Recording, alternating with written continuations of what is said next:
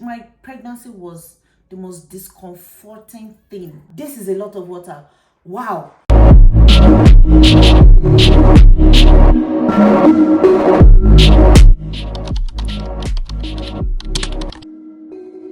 Hello Banters, you're welcome back to our channel. My name is Tolu, and of course this is Tolu Bant. If you have seen this face for the first time, I am a Nigerian YouTuber based in Calgary, Canada, and I show you life in Canada and beyond. So if you are an OG, thank you for coming back.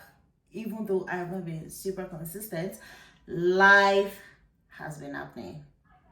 I'm just going to leave it at that. So you all know that I gave birth a couple of months ago. My baby is actually almost 7 months now. I took a long hiatus out of social media and out of a lot of things that would normally give me joy. That conversation is for another video entirely. My videos now, I want them to be as short, as straight to the point as possible, because this girl is tired. This mom of two is tired. So this is me just coming to share my birthing experience here in Canada. The subject matter is, had I known? Had I known? Because tell me why I ran away from vaginal birth because of pain that I'm not used to, and I still felt pain doing Caesarean section. Yes, like I passed out. According to my husband that was there with us, I passed out several times on the table. I remember even throwing up several times. I remember feeling so fainty. I've gotten a lot of questions about comparing my first birth to this second one, and by the grace of God, my last. If you don't know, I have a 9-year-old, and I gave birth to him in Nigeria, and it was through emergency CS. So when I got pregnant with my second one, Rennie, I decided that I wanted an elective CS. To be honest, till this day, I still tell people that I regret that decision. I wish I'd tried to push. I'm here and I thank God. So I'm here to tell you the difference between having my first in Nigeria and having my second in Canada. I opted for an elective CS. Let me tell you the reasons why I opted for elective CS. One, I gave birth to Mo through emergency CS. I did not like the fact that I was not able to prepare for CS. So I went into the hospital that I was going to give birth. I was ready to push and all of that, but everything that happened, and I was rushed to the theater and I had to undergo an emergency CS. So I didn't like the uncertainty about that. If you know me, and you know me very well, I hate surprises. Don't throw me surprise birthday. Don't throw me surprise party. I like to plan for things, especially here. Also, I did not have anybody coming to take care of myself and baby. So I wanted to go through a process that I had gone through before. Did I see Shaggy? I saw Shaggy Banzard. Anywho, so yeah, they asked me for a date, a possible date that I wanted. I said I wanted March 27th or 28th because March 26th was my birthday, and I am selfish like that. I did not want a birthday meet. But you know, I could share my month, but not my day. I've already shared and sacrificed a lot, so I wanted a date for myself. I digress. So after you choose a date, it's a tentative date. So they will take the date and let you know if it will be possible. They will check records, check if there is a surgeon. So I'm going to be speaking from the point of view of, I had a CS. And also your OB is supposed to actually even come on that day and just prep you as someone that knows your history too and all of that, right? So I had gestational diabetes. I'll put the name, I've forgotten what it is called right now, and I don't understand. So I had this word that is long like this. So basically the amniotic fluid that the baby was in was too much. Like if you watch my pregnancy videos that I have been dropping, you see that I was extremely huge. I had fluid all over me. Because of that, for 32 weeks, I was going for scan every week to check if the water had reduced, if it had. So yeah, a normal pregnancy should have this level of water. I had this level of water. So my doctors were actually really concerned. It got too much to a point that they were telling me to actually have their scheduled earlier. They wanted to bring the baby out at 34 or 36 weeks. But I did not agree. I just kept on praying and believing in God that everything was going to be fine and I would be able to push to that 38 weeks. One, I had severe anxiety when I was pregnant. So in my head, I was going to give birth to a baby that was not fine, or a baby that had disorders. And this is not to speak lightly about that situation. The reason why I did not opt for that was because giving birth earlier means staying in the hospital longer and the baby being in NICU. Imagine going through postpartum hormones and then your baby is sick. I just tried to push it to that 38 weeks. I was told that on the so date, once you start feeling uncomfortable, if the water is too much. In fact, there was a time they even said they were going to drain the water. But I did not want any surgical procedure before the major thing that I was planning to, which was the CS. My pregnancy was the most discomforting thing that a person can ever go through, and that is why I'm like, you know what, two boys.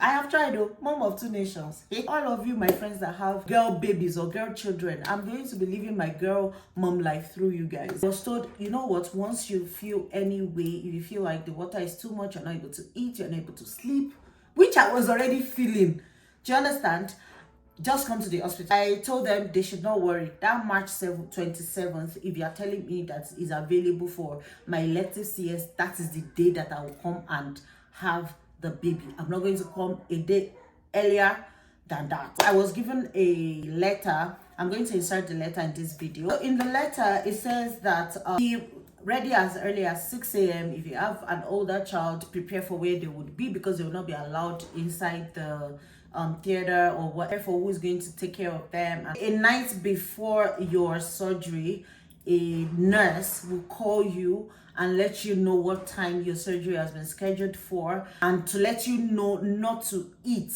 And if you have medications you're on, they'll tell you whether to take it, what time to take it. Meanwhile, I had medications I was on because I had severe HG, I had diabetes, I had acid reflux. Oh my god, the acid reflux was a lot that was causing me to bleed. March 26th was my birthday. I didn't do anything much. I had iron deficiency as well, so and because I was doing CS, they had to give me iron infusion, so I had to go on the 26th to go and get the iron infusion. So I didn't do anything, came back home, went to a close by restaurant, ate and all of that, then came back home to sleep basically. And then all through the day I was expecting a text, mail or call from AHS to tell me that, okay, this is the time we have scheduled your surgery for, don't eat from so time.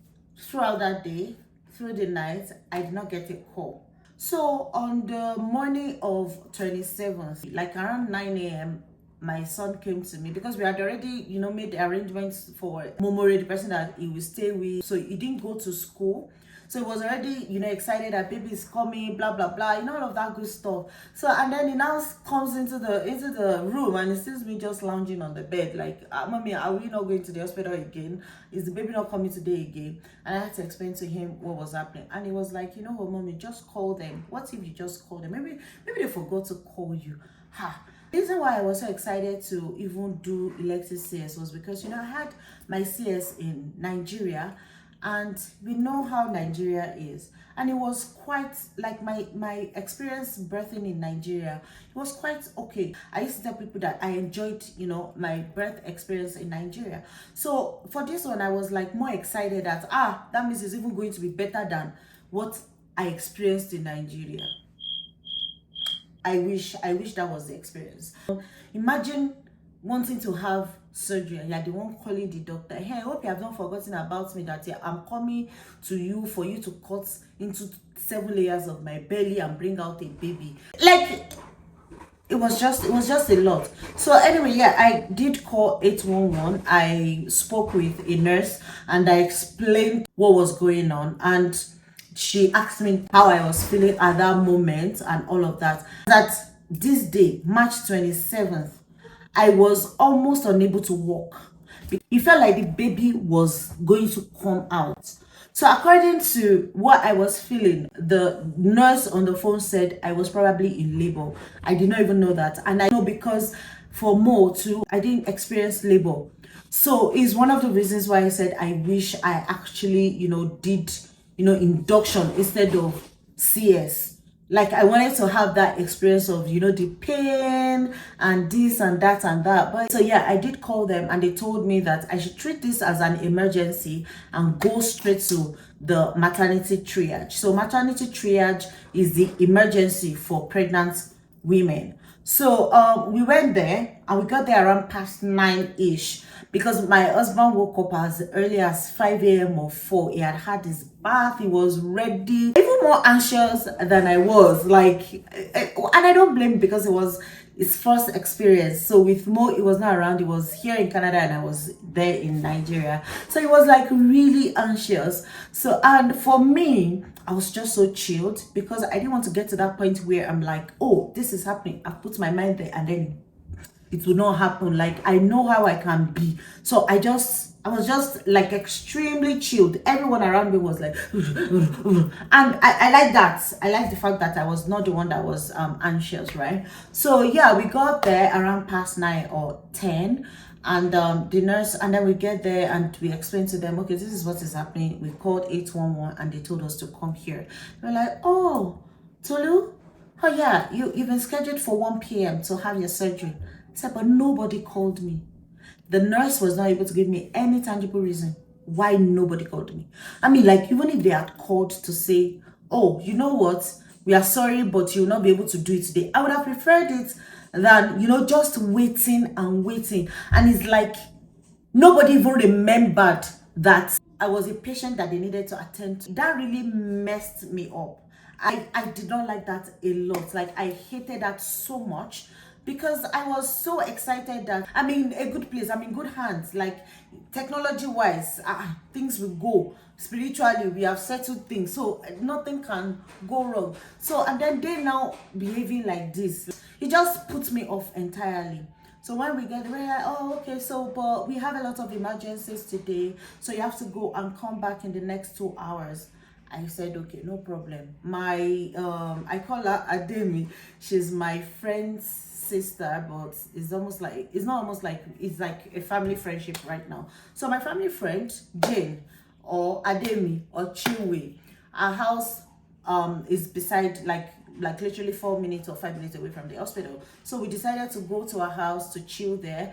And moreover, she was the one that Momori would be staying with anyway. So we all went there, we're just gisting and all of that. And I took a nap. We went back. When we got there, the same nurse was like, yeah, you know what? Can you go back and come back in the next 2 hours? I want to do surgery. Maybe because my first surgery was emergency. So like there was that sense of urgency. There was that sense of, oh, this is a serious something. Let's do it the right way. Let's go and come back. And when it's not as if I want to buy pepper, it burst my brain. I don't go lie you. That was when I now started ranting. They had to bring their is it matron or whatever. So that one now spoke to me that, oh, they are sorry, that what exactly do I need right now? I said, see, climbing up and down the stairs is a lot. Like I literally feel like this baby is about to come out of me. I cannot go anywhere again. And this is not nice. Now I don't even trust that the surgeon that is going to do this surgery is going to do a good job. For me to be literally begging you to do your job, for me to literally beg you to cut into me. In Nigeria, they beg people to do CS. To do CS. I just went on and on and on, and the lady begged and begged and begged and told me to sit down in the triage. Immediately there's a slot, she would come and call me. Now, while all of this is going on, I was just like, God forbid, maybe something is supposed to go wrong today. And the person that goes in by 1 p.m. is the person that something will go. It's like the anxiety wanted to injure me. So I was just trying to pray and all of that. So all of this time, I was told not to eat, not to drink. Imagine that for a pregnant person. And if you knew me when I was pregnant, if you were in close contact with me when I was pregnant, you knew that I had a bottle with me with ice all of the time. I had to eat because even though I had gestational diabetes, because of the insulin I was taking, there are times that my sugar level drops so bad. Like, I could be literally in the middle of something right now, just fine, and the sugar level would just drop down to 3 or 1 point, and then I would want to faint. So at that moment, I was told by the diabetes clinic to just take sugar. Like, I would have to like drink juice, something sugary, in 15 minutes, do your test again and check, like that. So after that 15 minutes, if it's still low, take sugar. So I was like extremely sick, and I was told to wait. I was told not to eat. It was just a bad experience for me. So anyway, 3 p.m. or so, I was given a room. We changed into scrubs and stuff like that, and a nurse came in to explain to us their process and how the anesthesiologist, I hope I'm correct, I'm not murdering these words, would come and give me the epidural. I don't know if it's called epidural, an injection in your spine basically. So that's what numbs you from your belly downwards. Now, comparing that to my Nigerian experience, they knocked me out completely in Nigeria. I was not going to feel anything. So that's number one difference from giving birth through CS in Canada and giving birth through CS in Nigeria 9 years ago. Because now people tell me that, oh, even in Nigeria now, it has changed. It is now halfway that they will numb you. So I did not know what I was in for. In my head, I'm going for a painless, like the level that they will help me to manage my pain. I'm not going to feel anything. I took the injection in the spinal cord, and to be honest, the pain was not that much. So my husband usually says that my threshold for pain is a bit high. So maybe that was why I didn't feel the pain. I just felt a poke, to be honest. Meanwhile, some people really, shake and do all of that. But, taking the epidural was not even like the big deal. After the anesthesiologist explained its process to me and what they were going to do, they wheeled me to the theater. There were like 1 million people there, everybody doing their own thing. But so that was where I took the injection to my spine. So after that, I laid the table and waiting for the injection to kick in. After it did, like, it was so weird. Imagine being in your body and not being able to move your body. It felt like, oh my God. But then I tried to like just distract myself with different thoughts. My husband was there holding my hands. It was, I mean, in hindsight, thinking back at it now, like, it was a beautiful experience having him there. Thank God for him. Thank God for him. And then the anesthesiologist stayed beside me so that it would increase or decrease the action or the drug going into my spine. Depending on your pain level, they would be reducing or decreasing it. And then it told me, if you feel like you're going to pass out or anything, please tell me, let me know. When they started the surgery itself, I did not feel pain. So I didn't feel pain of someone cutting me. You know how you feel pain when you cut yourself or someone cuts you. But I felt tugging. Now, okay, so the tugging I felt, it wasn't like, oh, someone is just tugging at your clothes like this. It was like 2, 3, 4 people are pushing you from here to here, from here to here. So it was a lot. I felt like I was moving, even though I was not feeling. And it was so much for me that I vomited. My husband told me that my pupil had gone in, that I was already gone. The only thing I was able to do was just squeeze the hand of the anesthesiologist, like, please help my life. I'm about to faint here. So before they brought the baby out, like, I felt that pluck. I felt a hand here and a hand here, or hands here, hands here. And the hand was like pushing the baby, literally pushing the baby out. It was flipping. It was painful. It was painful, but it was not a pain of cuts. So I hope that makes sense. So when the baby came out, I knew that moment. Because I felt that flip. Do you get? So and I'm smiling now because I still remember it so much. And I heard the doctor saying, oh my God, this is a lot of water. I have never seen this. Oh my God, like I legit heard, this is a lot of water. This is a lot of water. Wow. Then I didn't remember anything else again. Now come to the point of sewing up. Oh God. See, I don't even want to rehash it because it's so traumatic, because I can literally feel the hands going in and out. I was not in pain, but it took so long. One, two, I felt the hands. I was running away from feeling anything. That was why I went to do elective CS. I felt the hands. So it was so painful. It took so long.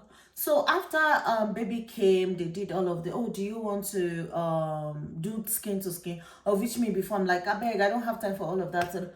But by the time it happened, I was crying. By the time they brought the baby out, I remember telling my husband, we did it, babe, we did it. And then he was also saying, no, baby, you did it. You did it. Well done. Well done. It was so emotional.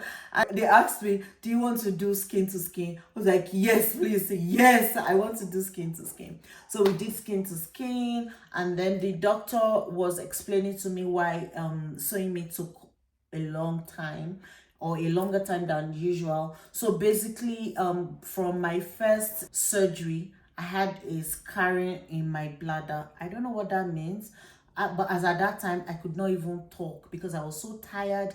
I was hungry. It was like I should eat the person in front of me safe.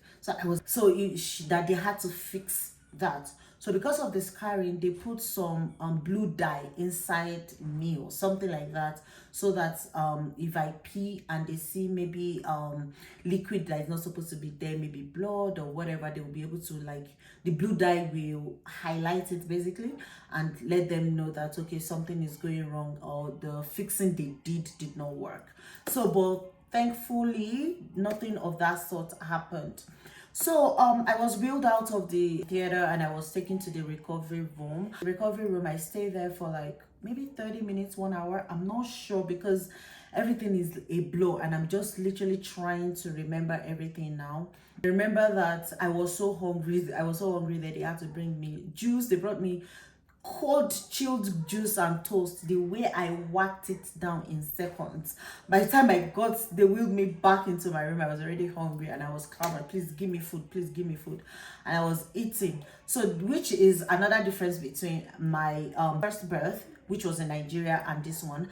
So for my first birth, after the CS, I was not able to eat. Like, I lost all appetite for 1 month straight. They were literally begging me to eat even after I left the hospital.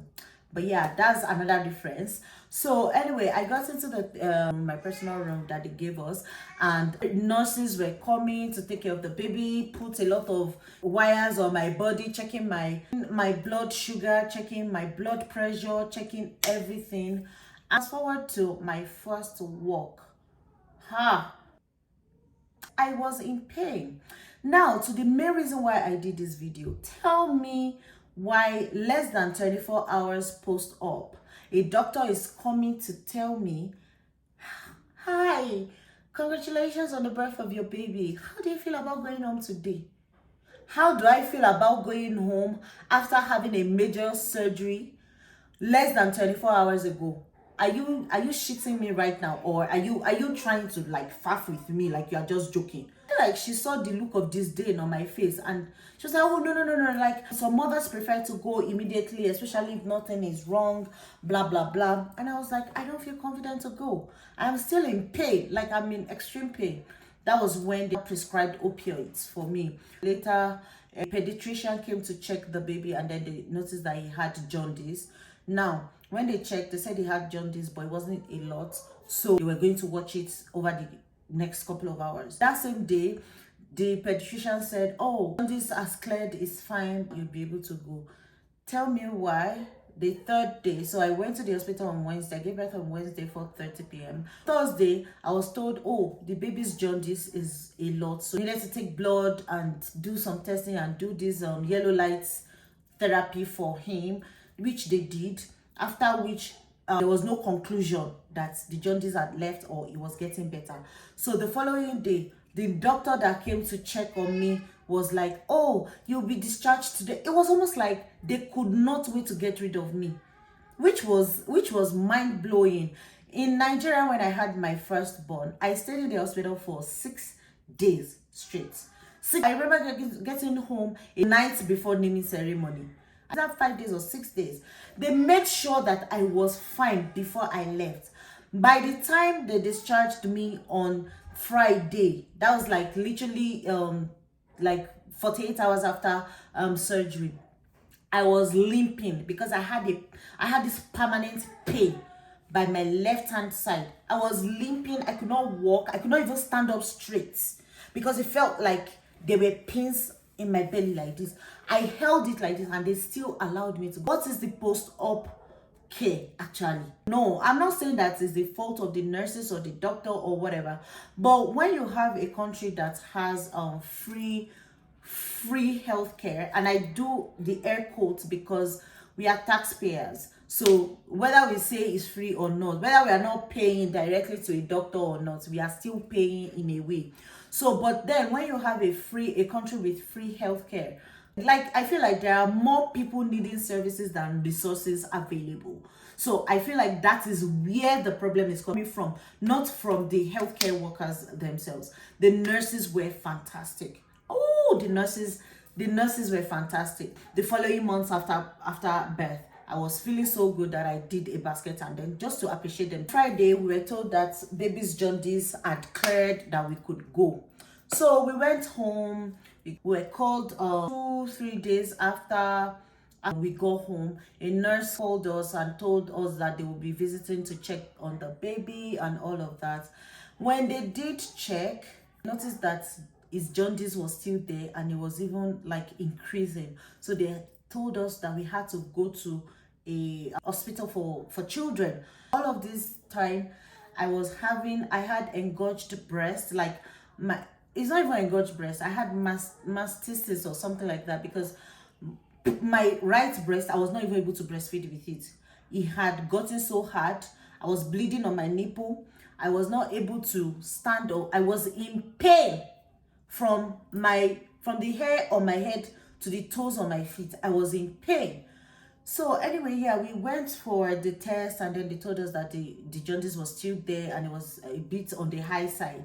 But before they refer us to do anything, they still want to watch it for a couple more days, like maybe a week or something. I cannot remember all these timelines again, please.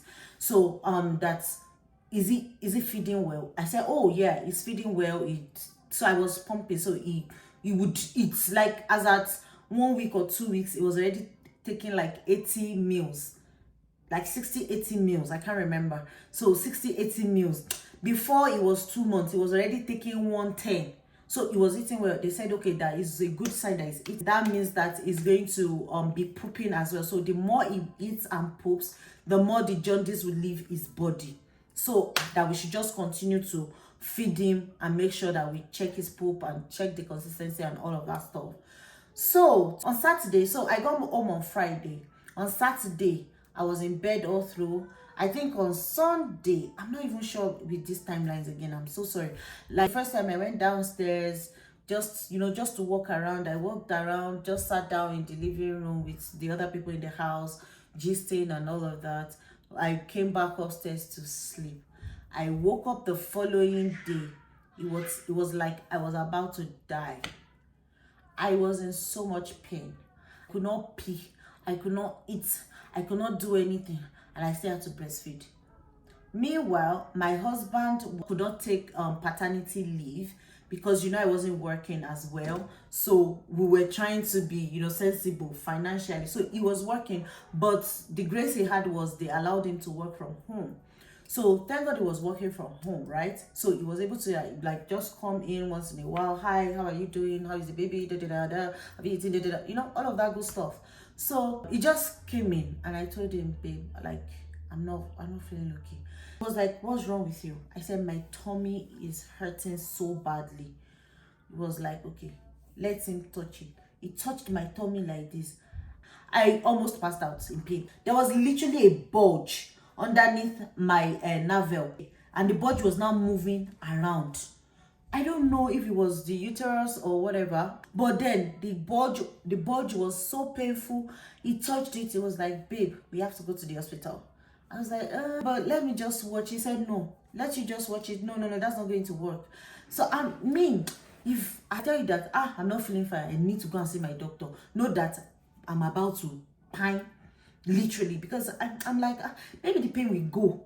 Maybe it's just a momentary thing. Maybe it will go and then I will just be in pain. This time, my husband was like, nah, let us go to the hospital. Since they wanted to see baby as well in the same hospital, let us just go to the hospital together.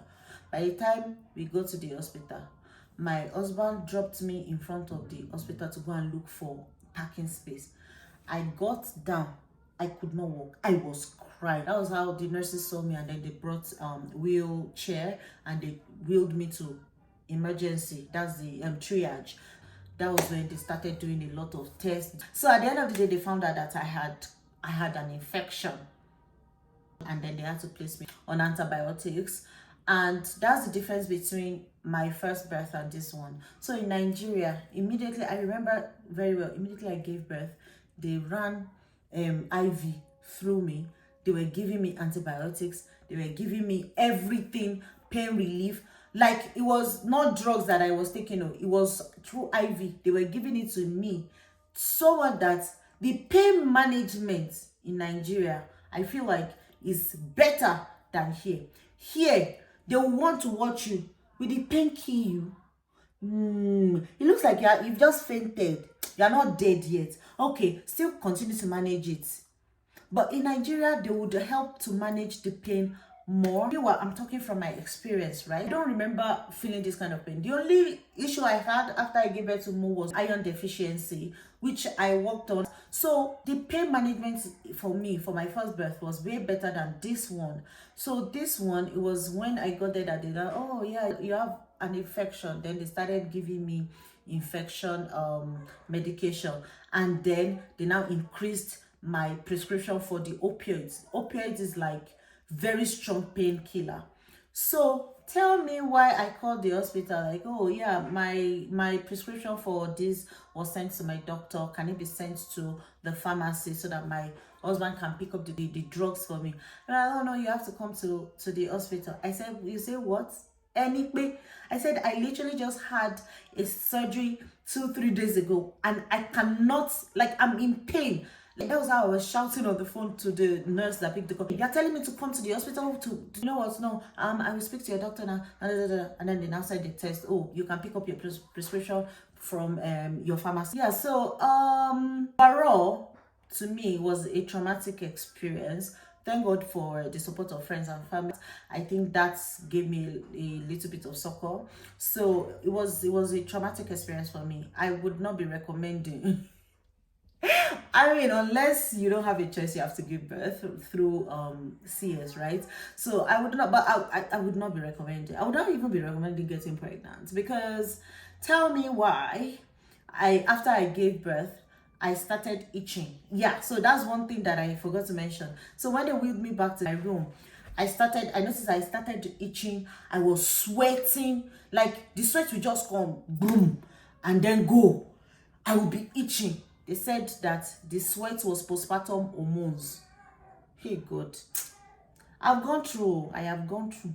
The sweat was postpartum hormones and then the sweat is not. It's not just coming that you're sweating. It's coming like you would pass out from suffocation. Like, and I gave birth in March. Like, it was still snowing then. It was still snowing. It was still extremely cold that time.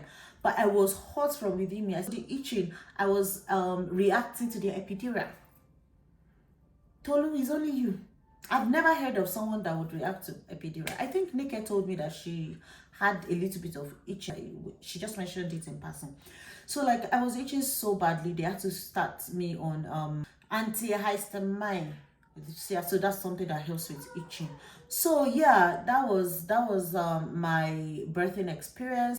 I wish I knew in details how their delivery and post-op care was. I would have opted to be induced for vaginal delivery instead of the elective CS. So that is my story. So also, like, if you've given birth in Canada before, please share your own experience with me. Maybe mine is a one-off thing. Maybe mine is coming from the fact that I had experienced something totally different in Nigeria. You've had a birth in Nigeria and also outside the country, even in UK or US. Is it the same as it is here in Canada? Because is not the most comfortable thing. In Canada, you will feel the pain. They will just make sure that the pain doesn't kill you. And also, recovering from birth for this one has been harder. I've had a lot of health scares. I'm going to be talking about them when I feel more comfortable, maybe very soon, because I feel better. That is why I'm even coming online. I went off social media, not completely. I stopped creating content. I stopped viewing people's content. In fact, I was going through it. I'm going to talk about postpartum hormones, postpartum depression, postpartum anxiety, and all of that stuff in another video. If you enjoyed this video, please don't forget to give it a thumbs up, subscribe, like, and comment. If you watched to the very end, even if you've not had your own baby, tell me your favorite part of this video and leave a white heart for me. Thank you and God bless you. See you in my next vlog or video.